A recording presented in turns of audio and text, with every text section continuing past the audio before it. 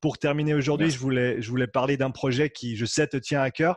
C'est le travail que tu as commencé récemment avec Flavie. Donc, est-ce que tu peux parler un petit peu de ce projet et de ce que vous allez essayer d'accomplir ensemble? Voilà, donc le projet, d'abord, c'est le sien à la base. C'est le sien dans lequel je suis venu m'inscrire par la suite. Donc, son projet à elle, c'est de faire l'aller-retour du lac Léman. Donc, pour les Suisses qui nous écoutent, c'est assez clair, assez visuel, je pense. Par contre, l'aller-retour dans le sens de la longueur. Ouais, Donc, voilà, à la c'est nage donc. un des plus grands, voilà, un des plus grands lacs d'Europe. Le deuxième, je crois, ou je ne sais pas, mais c'est un des plus grands lacs d'Europe. À la nage, d'une traite. Et donc, un total de 150 km, voilà, pour être concret, Mhm. pour les gens qui ne connaissent pas le lac Léman.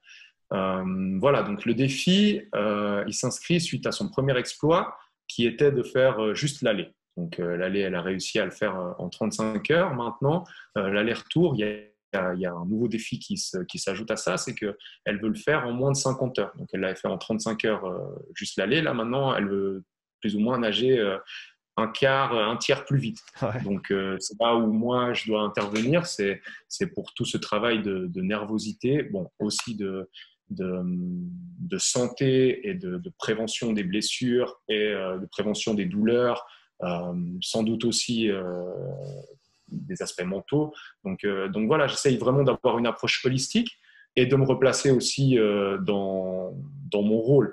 Le rôle du préparateur physique en natation, c'est un rôle qui est bien particulier parce que la natation, comme la gymnastique que tu as eu avec Thibaut sur le podcast, Mhm. c'est des sports qui font eux-mêmes normalement leur préparation physique. Donc, ils ont toute une série d'approches qui sont bien sûr justes et avérées, mais qui sont peut-être pas optimales parce qu'ils ont quand même une vision réductrice de ce que pourrait être la préparation physique, étant donné qu'ils ont la tête dans le guidon. Mhm. Et je veux dire, je clash, il ne faut pas comprendre mal mon message, je clash absolument pas les coachs de préparation physique en natation qui sont spécialistes de natation, absolument pas. Il y a sans doute pour toutes les bourses, mais par contre, c'est vrai que voilà, quand on a la tête dans le guidon, des fois on voit pas tout ce qu'on pourrait faire et on reste un peu trop spécifique et un peu trop dans le cadre. Et ça, c'est un truc pour lequel moi, j'essaye de me battre, comme toi même, comme K-Swiss, comme des gars comme ça, où on voit bah, que vous le faites beaucoup plus ouvertement que moi. Moi, j'ai moins cette fibre de l'ouverture, mais voilà, vous taclez les échelles d'agilité, vous taclez les besus, vous taclez tous ces trucs. Et je suis entièrement d'accord sur les raisons fondamentales pour lesquelles vous taclez tout ça. C'est vrai que voilà, une échelle d'agilité, à part à danser la samba un petit peu mieux, ça va pas te servir à grand chose sur un terrain. Après, qu'on s'entende, il y a des applications qui peuvent Bien être sûr. intéressantes. Et pareil sur le Besu, voilà, c'est des outils qu'on a surexploités par mode. Et moi, ce pourquoi je me bats un petit peu, c'est que des fois, je sors complètement du contexte de la natation. Et les gens me disent, ouais, mais c'est pas du tout le même placement, c'est pas du tout le même mouvement. Oui, c'est pas du tout le même mouvement, mais on va renforcer des muscles qui vont être moteurs dans ces mouvements-là. On va chercher un alignement. Moi, là, ces temps, je lui fais beaucoup travailler sur la gymnastique. Donc, la gymnastique suspendue et la gymnastique en appui au sol, c'est des trucs qui vont lui forcer à mettre une tension continue dans tout son corps. C'est des trucs qui vont lui faire comprendre ou améliorer son alignement pour le travail. Attention, j'ai mon chat là qui veut faire la vedette. Ça, c'est Ruby, pour la petite. Salut Ruby, bienvenue sur le podcast. Voilà, bienvenue sur le podcast. Donc, ouais, ce que je disais, c'était que en fait, elle va en tirer les bénéfices d'une situation, d'une préparation physique générale qui va pouvoir être transférable. Et moi, ça, c'est vraiment mon souci. Donc, mon souci, c'est pas d'être spécifique, parce que en allant trop dans la spécificité, on déforme le mouvement. Mhm. Et ça, c'est quelque chose que toi, tu as super bien compris, que K-Swiss a super bien compris, qu'un bon coach a compris. C'est que en fait, on a des patterns de mouvement et si on répète certains, par exemple, typiquement, imaginons, je prends un coureur, le gars, il doit courir un trail. Je lui mets un gilet parce que je me dis, ouais, c'est une bonne chose. S'il court sans gilet, on n'est pas dans Dragon Ball Z, malgré le fait que j'adore Dragon Ball Z. Mais si tu cours avec un gilet tout le temps, le jour où tu enlèves ton gilet, ta course, elle sera déformée. Mhm. Donc, c'est très bien de faire ça pour rajouter un stimuli supplémentaire, mais si tu le fais, si c'est ta base de travail, tu vas droit dans le mur. Et ça, les gens, ils ont de la peine à comprendre de l'extérieur parce que pour eux, une préparation physique de natation, ça doit être sur des ballons, ça doit être avec des mouvements de bras, ça doit être… Alors, il y aura un peu de ça, il y aura un peu de ça. Et d'ailleurs, on a fait un petit peu de spécifique, mais je vais jamais en faire trop pour pas dénaturer ses patterns de base et ses patterns pratiques dans l'eau. Et voilà, le travail à sec, c'est ça. Et c'est ce que je fais aussi avec les footballeurs. Moi, voilà, j'ai été appelé l'année passée pour Italianion, pour leur équipe, pour leur prêter un petit coup de main en termes de préparation physique. Les coachs, au début, ils se disaient, mais il fait quoi, lui? Il fait pas du tout ce que les préparateurs physiques de foot font. Non, je fais pas du tout la même chose qu'eux parce que moi, mon but, c'est de les rendre meilleurs athlétiquement parlant pour leur sport. C'est qu'il y ait un transfert de capacité athlétique sur leur sport. C'est pas de les apprendre à frapper avec un élastique au bout du pied plus fort, parce que c'est de la merde, ça. C'est vraiment de la merde. Vous pouvez le faire une fois pour créer un stimuli différent et une adaptabilité générale dans des contextes différents. Mais si votre base de travail, c'est la déformation, la complication de mouvements spécifiques au sport, vous allez droit dans le mur.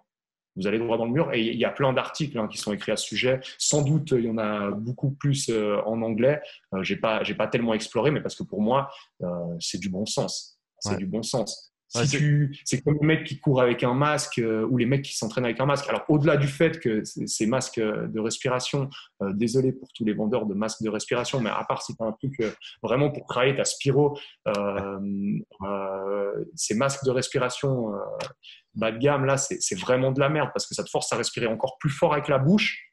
Donc, tu habitues ton corps à respirer encore plus mal. En plus de ça, ça détériore ta performance. Par exemple, imaginons que tu cours avec ça, tu vas courir un peu moins vite. Ouais. Donc, au final, tu n'explores même pas ton potentiel ou alors tu le gères moins bien, mais en t'handicapant d'un réflexe néfaste à ta performance. Donc c'est dramatique, c'est totalement débile. En gros, l'intention… Ça, c'est un truc que les arts martiaux, ils ont bien. C'est que dans les arts martiaux, tu fais souvent avec un protège-dents. Et un protège-dents, ça t'oblige à la respiration nasale. Et tu vois les mecs qui font des combats en ceinture noire, tu regardes les mecs, ils n'ont plus de protège-dents parce que maintenant, ils savent se placer, ils ne se reçoivent plus de coups. Mais par contre, les mecs, ils sont stoïques. Tu regardes le visage d'un mec en ceinture noire, le mec, même si tout d'un coup, il a des phases ultra dynamiques, son visage ne bouge pas. Et ça, c'est simplement parce qu'il a appris en fait, à gérer son stress, à gérer ses émotions, à gérer son intensité d'effort par une respiration nasale. On lui a jamais dit que c'était ça qu'il devait faire. C'est juste qu'il a mis le protège-dents pendant ses premières années et qu'il s'est habitué. Et voilà, on en revient à ce qu'on disait avant.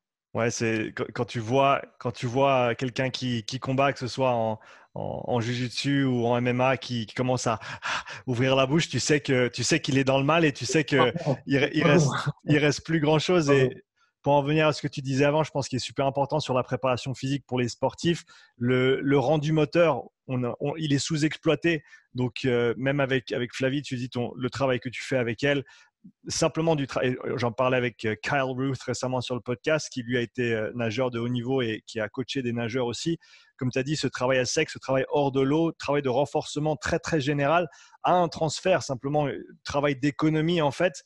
Par exemple, au niveau des jambes, est-ce que tu peux gagner sur ton squat qui va faire ensuite que chaque petit battement de jambe va être beaucoup plus économe? On parle de réserve de vitesse. Là, on parle de réserve de force. Je pense que c'est tous les concepts qui sont… C'est exactement le thème, mais avec un paramètre qu'il faut quand même considérer parce que pour les sports d'endurance, c'est super important. Et moi, je ne viens pas forcément de ces sports-là, donc c'est un paramètre que j'ai su découvrir, c'est le poids. Faire très attention parce que le truc, c'est que, OK, cette réserve de force augmente, mais sur un effort de 50 heures, 1 kilo de plus, c'est énorme. Donc, voilà. Donc, effectivement, le squat, comme tu dis, mais je dois faire très, très attention de ne pas rentrer dans l'hypertrophie et de rester dans des adaptations beaucoup plus du système nerveux. Neuromusculaire, voilà, on peut dire, ouais. Neuromusculaire. Et je vais surtout pas chercher une hypertrophie, une résistance à l'effort de force. Donc, les deux doivent se combiner, mais de manière assez subtile. Et je découvre. je découvre. Voilà, je me documente comme je peux. D'ailleurs, j'ai acheté le livre de ton dernier podcast là, de Olivier Boyer, Ouais. qui a fait un livre sur le préparateur physique en natation. Voilà, j'ai acheté deux, trois ouvrages qui vont me permettre aussi de pas aller d'aller le moins possible dans des expérimentations infructueuses.